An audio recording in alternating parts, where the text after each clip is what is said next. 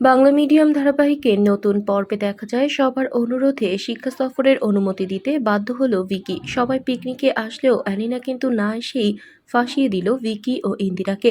পিকনিকে খাবারের সাথে বিষ মিশিয়ে দিল অ্যালিনার সেটিং করা স্টুডেন্ট। একের পর এক ঝামেলার পর এবার ইন্দিরা মনে করেছিল ভিকি স্যার আর হয়তো কোনো বিষয়ে বাধা দেবে না, কিন্তু সবাই যখন পিকনিকের বিষয়টি নিয়ে দারুণ এক্সাইটেড তখন ভিকি সরাসরি জানিয়ে দিল এই মুহূর্তে পিকনিক হবে না। ইন্দিরা চাইলেও এখন আর সেও চাইছে না পিকনিকটা হোক, কেননা তার হাতের শাখাপলা ভেঙে যাওয়ায় মনটা খারাপ হয়ে গেছে। পরের দিন ইন্দিরা নিজেই ঘোষণা দিল এবার আর পিকনিকে যাবে না। সকল স্টুডেন্ট মিলে ভিকি স্যারের কাছে আবেদন করলে ভিকি স্যারও না করে দিলে সবাই হতাশ। এক পর্যায়ে রেহান বলে, দা ভাই, আমরা কি শুধু অ্যালিনার ভয়ে আনন্দ উৎসব নষ্ট করে দিব? ও তো তাহলে আরো সাহস পাবে।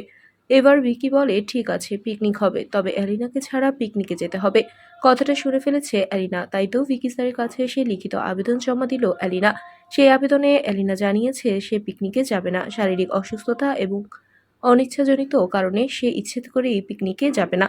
তারপর দেখা যায় সবাই মিলে পিকনিকে এসেছে, আর সেই সুযোগেই কাজে লাগাতে ওই মেয়েটাকে কাজে লাগিয়েছে অ্যালিনা, যে মেয়েটাকে সে মশলা মুড়ি খাইয়ে হাত করে নিয়েছে।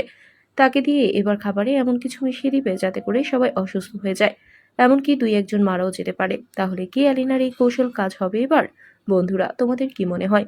এক্ষুনি একটি লাইক দিয়ে এবং কমেন্ট করে জানিয়ে দাও তোমাদের মতামত।